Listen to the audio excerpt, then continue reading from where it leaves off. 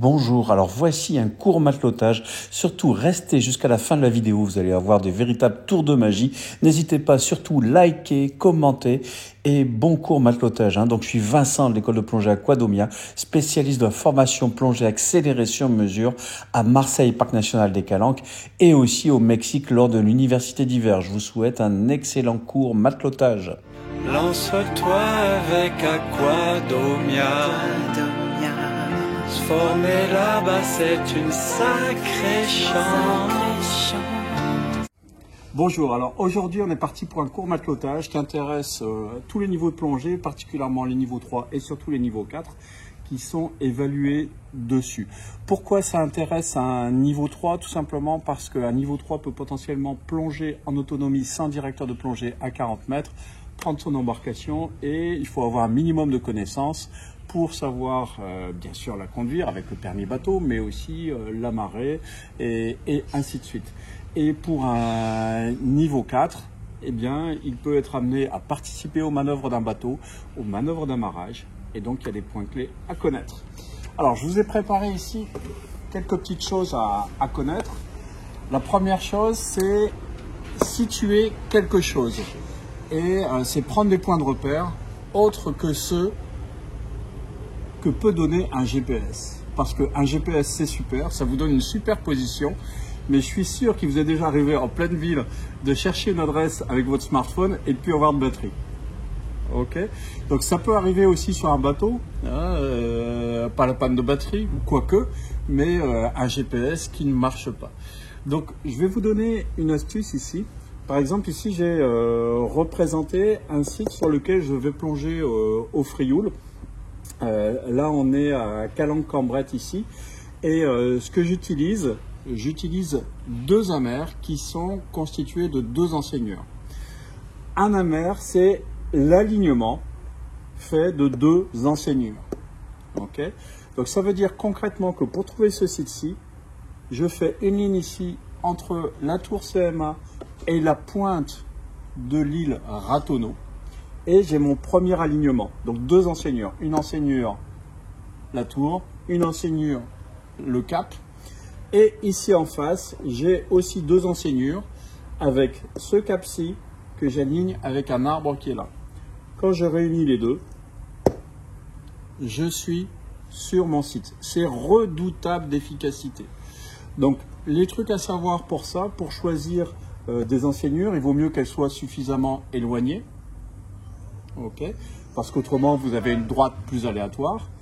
Et également c'est pour les deux amers, essayer d'avoir un angle à 90 degrés.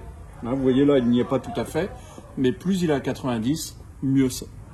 Hein, donc ça c'est une technique redoutable quand vous perdez quelque chose.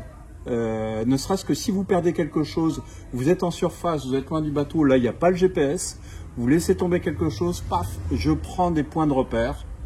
Hein, et on essaye de ne pas prendre des points de repère mobiles. Hein, par exemple, si vous prenez comme point de repère une grue de chantier sur la terre, eh ben celle-ci, il y a un moment où elle va disparaître en fait. Hein, donc c'est des points de repère éphémères. Donc ça, c'est la première chose pour se localiser. Okay. Deuxième chose, je vais parler de mouiller un bateau, c'est-à-dire jeter l'ancre. Les petites choses à connaître, c'est ici, je représentais de la Posidonie. Posidonie, c'est l'herbier de Méditerranée qui souffre beaucoup des ancrages, etc. Donc bien sûr, il s'agit de vérifier où on pose l'ancre. Hein, plutôt sur du sable, sur un endroit le plus neutre possible. Et donc il est pas mal d'être vigilant, mettre quelqu'un à l'avant pour identifier si on a cette tache noire qui symbolise, enfin qui permet de visualiser la Posidonie depuis la surface. Ensuite, c'est poser son ancre à la verticale, hein, en ayant fait attention à la position des autres bateaux. Hein. Chose importante, on se place toujours face au vent.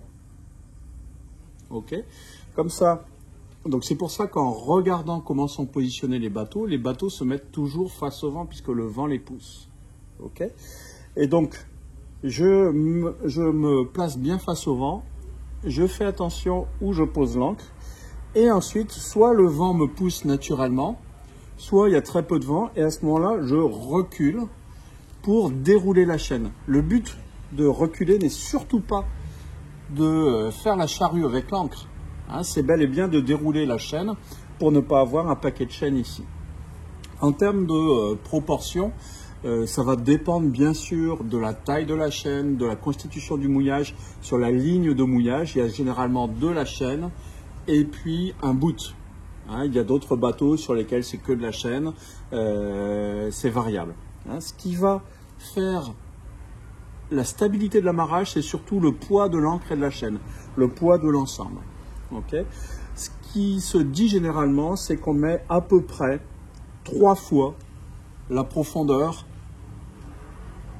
en termes de ligne de mouillage. Ça veut dire que si j'ai une profondeur ici de 10 mètres, je vais dérouler à peu près 30 mètres. Encore une fois, ça dépend du type d'embarcation, du type de mouillage, etc. Ok. Donc l'idée, c'est vraiment de laisser circuler le bateau à l'aide du vent ou de faire légèrement marche arrière, mais ne surtout pas déplacer l'ancre, puisque là, on ravage les fonds. Okay. Donc ça, c'est les techniques de mouillage. Ici, j'ai visualisé aussi, j'ai montré le fait d'utiliser une ancre arrière, ce qui permet d'être sûr que le bateau ne va pas bouger, particulièrement si on annonce des changements de vent. Donc ça, c'est important pour ce que j'ai mis ici, le rayon d'évitement. Ici, j'ai figuré par exemple la calanque Cambrette, où on reconnaît les 2 petites piscines, Cap Caveau ici, et là, c'est un endroit où on adore aller en cas de Mistral parce que c'est protégé. Le Mistral, je l'ai représenté ici, il arrive, c'est un vent du nord-ouest. Okay. Là, on peut avoir tendance à croire que mon bateau, je vais le mettre, si la pointe de mon stylo, c'est l'avant, que je vais le mettre comme ça. En fait, ce qui se passe, quand on est près de la côte comme ça, dans une calanque, il y a un effet venturi qui fait qu'en fait, le vent arrive comme ça, mais en fait, dans la calanque, il va arriver comme ceci. Okay, mais avec les rafales, ça peut faire des changements. Donc, c'est ce qui fait que mon bateau va potentiellement tourner.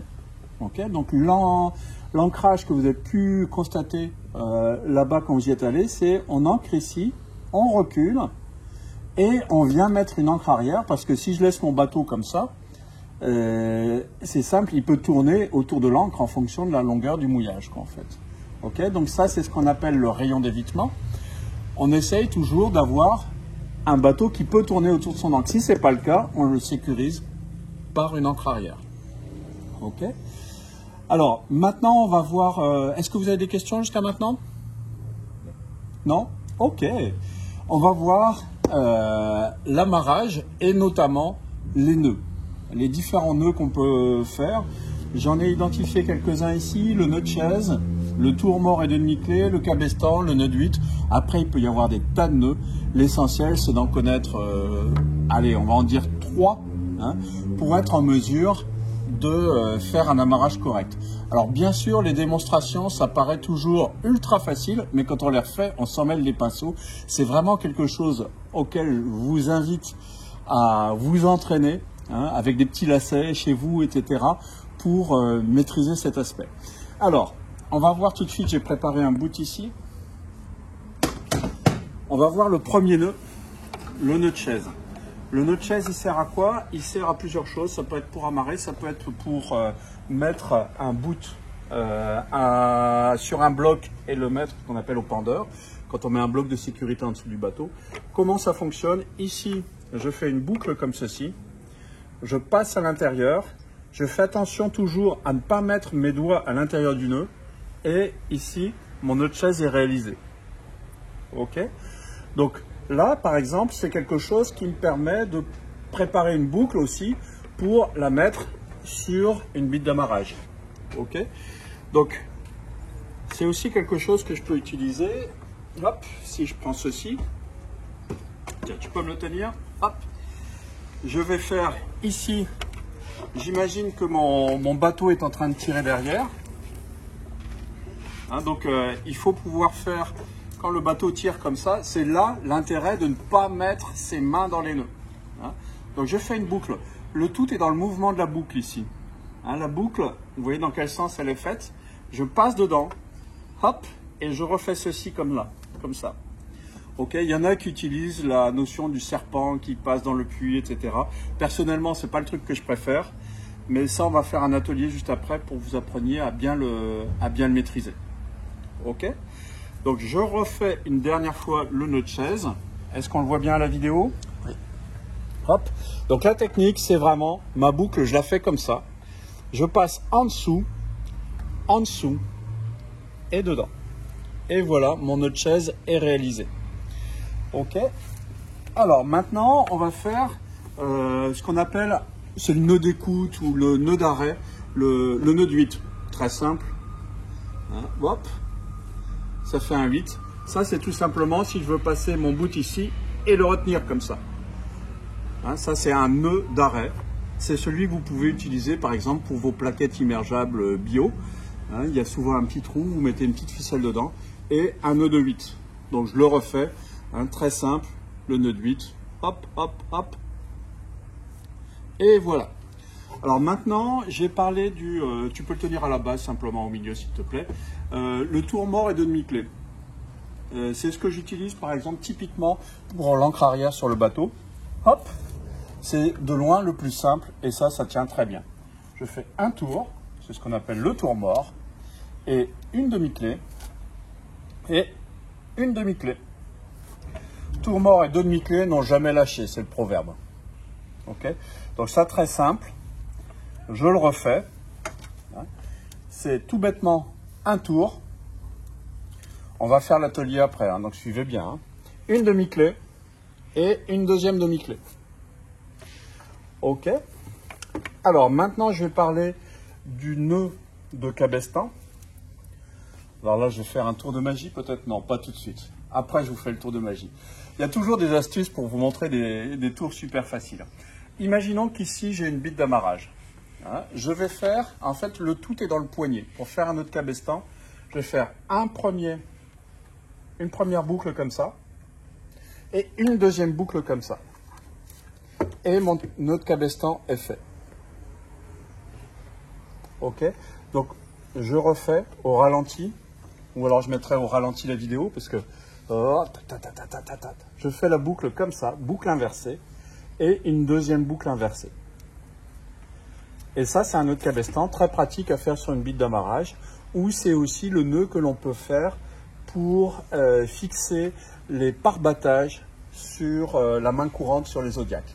Alors, le petit tour de magie quand même, hein, pour faire le nœud de cabestan, ça peut être aussi... C'est très simple à faire quand on sait le faire, et là, il est fait. Hein, donc ça, vous vous amuserez. C'est vrai qu'au démarrage, c'est tout simple. Hein. Je prends comme ça. Voilà.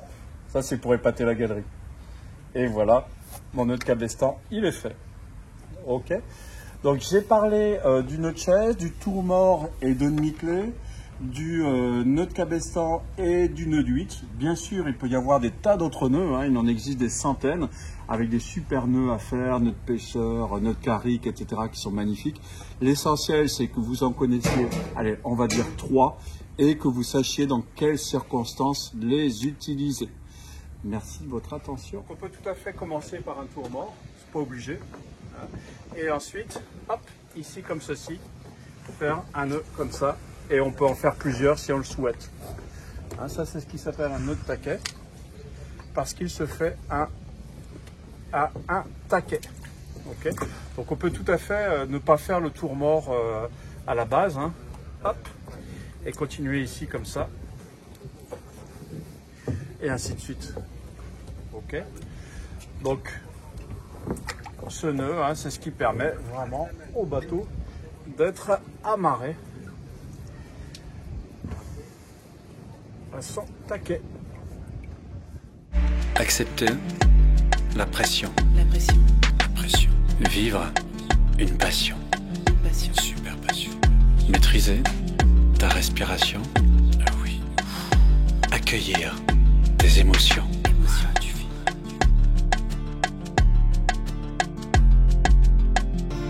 Lance-toi avec Aquadomia. Former là-bas, c'est une sacrée chance. Certains croient même que t'es en vacances. C'est cool, c'est top, c'est beau, c'est extra. Extra.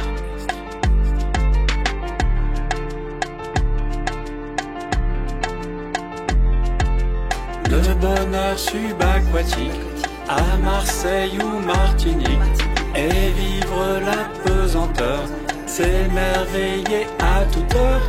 Le bonheur subaquatique à Marseille ou Martinique, et vivre la pesanteur, s'émerveiller à toute heure.